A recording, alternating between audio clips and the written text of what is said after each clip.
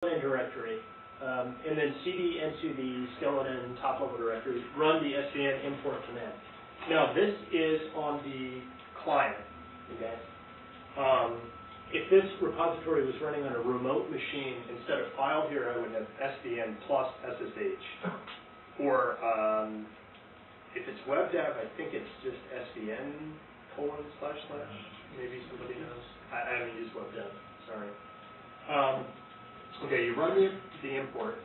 Now this populates the repository with all your files. Now we haven't created any files, we just have our skeleton. Yeah. Just the question with WebDAV is just HTTP or oh, is it? Yes. All right. So everybody got that. Use HTTP if it's WebDAV because it is using the Hypertext Transfer Protocol. If I had half a brain, I would have known that. However, I have only a quarter. Sorry, Mara, I lied to you too. All right. Now we haven't created any actual files. We just created a skeleton. That's why this is a new project. Okay? The first thing you do after you've imported it is you blow away the skeleton you just created, because this is not a working copy. You've imported it into the repository, but there are no .svn directories there controlling stuff. So it's not, and it's useless. Just rm-rf it, run svnco. Now what I typically do is after I do the import, I just utilize that magical, bash control or command history, and I just hit up a couple times, and I change the word import to co, and I get rid of the -n. You can do it another way, the wrong way, but so. Now, once you have the checkout, you now have a working copy. Congratulations. Advance to Park Place or whatever. Can you go back once, please? Yes. Is that the right? No, other direction. Okay, so page up. Okay. So what's the import the skeleton? Okay. We've created the skeleton with trunks. Yeah, branches, tags, and trunk. You created some empty directory. Empty directories on my local workstation. Right. So what the import does is it takes these empty directories and it shoves them into the repository. Now the repository knows that at the top level of this repository, of this project, we have these 3 empty directories. Okay. Okay. This will make more sense when we import something that is actually there. And I will show you that, I think. Okay. Is that good enough? Yes. No? Okay. Groovy. Okay. A more exciting thing might be to import an existing project where you have actual files. Now, this is a project that you've been employing revision management the tarball fashion, not a CVS project. We'll get to that later. Create the repository the same way you did before. Create the skeleton the same way you did before. Now copy your stuff into the trunk. Okay. Now, if you're using tarball revision management, you probably don't have branches and tags because I can't imagine how the hell that would work. But if you do, feel free to populate those directories too. I'm just using rsync here to say, take everything from this directory and slap it into this one. I don't know why I talk in French when I talk about rsync. But what am I talking about? Yeah, so import the skeleton and then check out the same way we did before. So do this stuff, okay? Except instead of test new project, it's test existing project or whatever. cd //, do the rmrf. Don't worry. We used rsync, so we still have the pristine source. I've never seen an import into the repository lose your files. But it is a little scary to rm-rf stuff, so just take my word for it. Go safe. Why aren't you using, let's say checkout or check-in? Oh, you mean RCS? I don't know. Yeah. Okay. Maybe I check-in and checkout are probably bad words because if you're familiar with the public library, it's not really the same thing. In RCS, it was. When you checked out a file, that file was gone. Nobody else could mess with it. Okay, they could check it out read-only, but that file was gone until you checked it back in, so just like a library.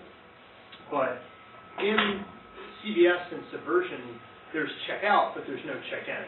Okay, so import, using the library metaphor, import is when the library buys a load of new books, puts them on the shelves.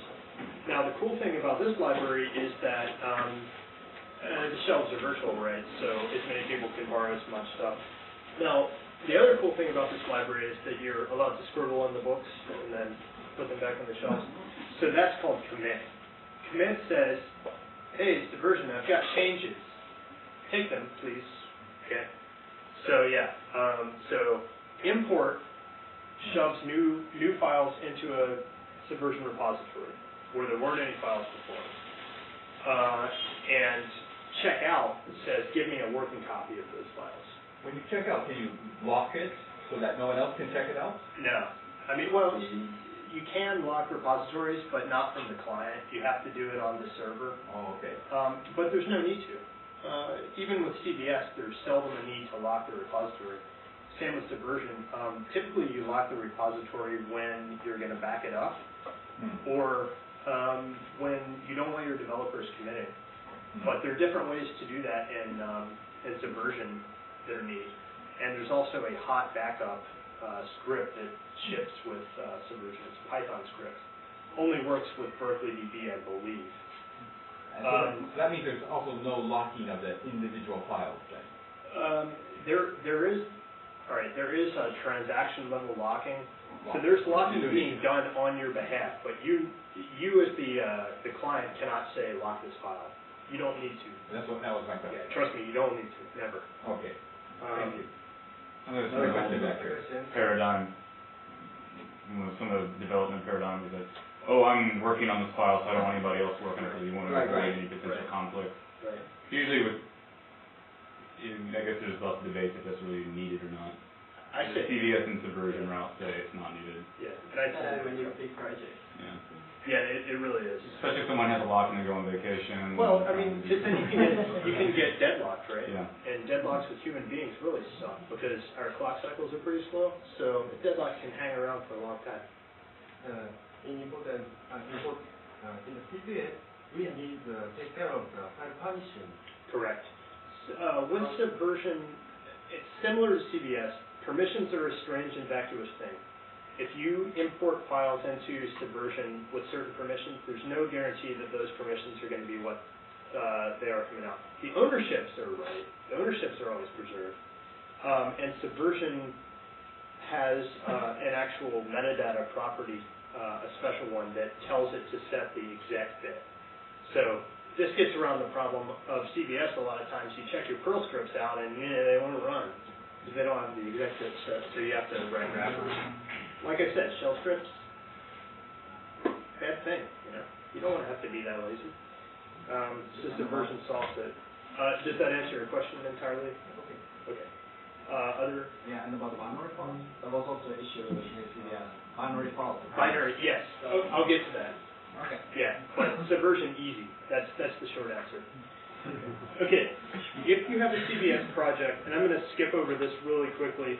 If you have a CBS project, use CBS to SVN.